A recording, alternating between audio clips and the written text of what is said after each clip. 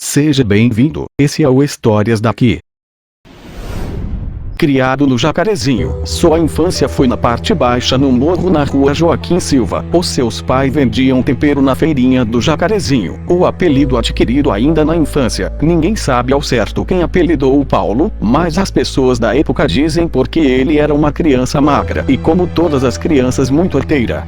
Ainda na década de 70, Paulo se envolve com outros jovens de dentro da comunidade. Um amigo inseparável era o Naldo. Os dois eram dois irmãos de cores diferentes. Paulo tinha uma pele branca e Naldo já era pretinho. Os dois eram muito festeiros e aos poucos foram conhecendo o álcool, cigarro e a maconha. Chegaram a trabalhar com a carteira assinada, talvez vida de trabalhador não era para eles. Aos poucos começaram a fazer alguns furtos, principalmente na Zona Sul. Eles e como os outros da região tinham uma regra: roubar pobre nem pensar.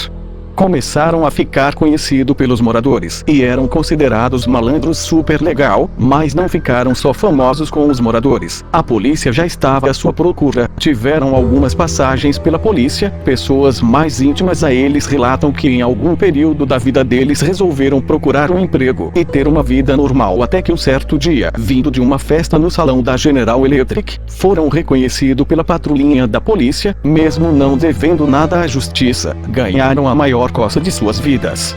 Começa no final da década de 70, ser introduzindo pontos de vendas de drogas. Na época não existia um chefão, mas cada um ficava no seu quadrado. Paulo começou a traficar, tinha então o seu ponto de venda, mas algum tempo depois foi preso e seu ponto passar a ser ocupado por outro. No presídio logo se enturmou. A galera do Jacaré já era muito conhecido e a turma era grande. Aos poucos começou a desenvolver a sua liderança, afinal era um cara maneiro, não gostava de briga e muito menos de covardia.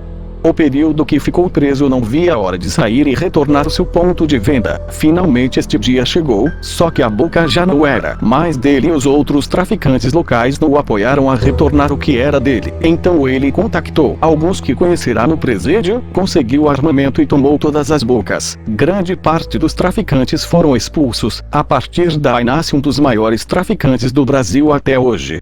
Aos poucos seus domínios são ampliados e as amizades também, e neste círculo de amizade entra o Escadinha e outros chefões da época, realizando fugas espetaculares de presídios, amores proibido, muito dinheiro, admiração por todos os favelados do Rio que o consideravam um Robin Hood, porque muitos assaltos que cometiam uma parte jogavam para o alto. Quando entravam de carro a mil na favela, tinham uma estratégia para que os moradores sempre estivessem próximos a ele. Claro, as portas das casas sempre abertas para uma eventual fuga, era não ostentação de armas, sempre na cintura com a camisa por cima, e sempre que fosse falar com alguém mais velho, passava a arma para os seguranças e conversava desarmado. Menor de idade nem em sonho no bando dele. Ele conhecia as leis na época, sabia que fosse preso com algum menor pegaria alguns anos a mais. Para quem não entendia de leis, achava ele super maneiro e que cuidava das crianças para não entrar no crime. Realmente um tempo depois começou a ser tutor das crianças locais, realizando festas em datas comemorativas. Se tivessem aprontando, mandava para ir para casa, ou chamava os responsáveis e comunicava o fato. Quando algum vacilão tinha que prestar conta, levavam para a laje. Lá ele fazia o julgamento, que poderia levar alguns dias, claro, com o cidadão amarrado. E quando não tinha ninguém para interceder pelo elemento, muitas das vezes eram condenados à morte.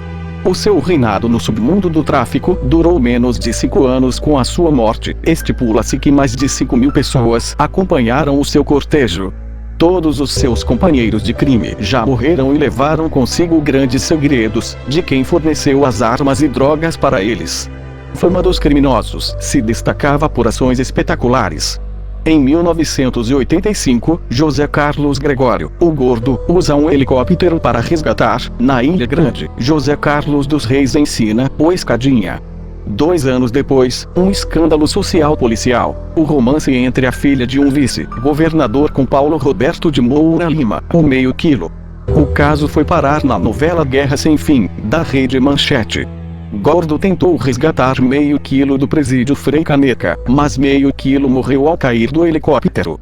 O trio, formado por Escadinha, Meio Quilo e Gordo, efetuaram fugas espetaculares e demonstraram que eram bem mais organizados na época, até porque os três tiveram contatos com presos políticos.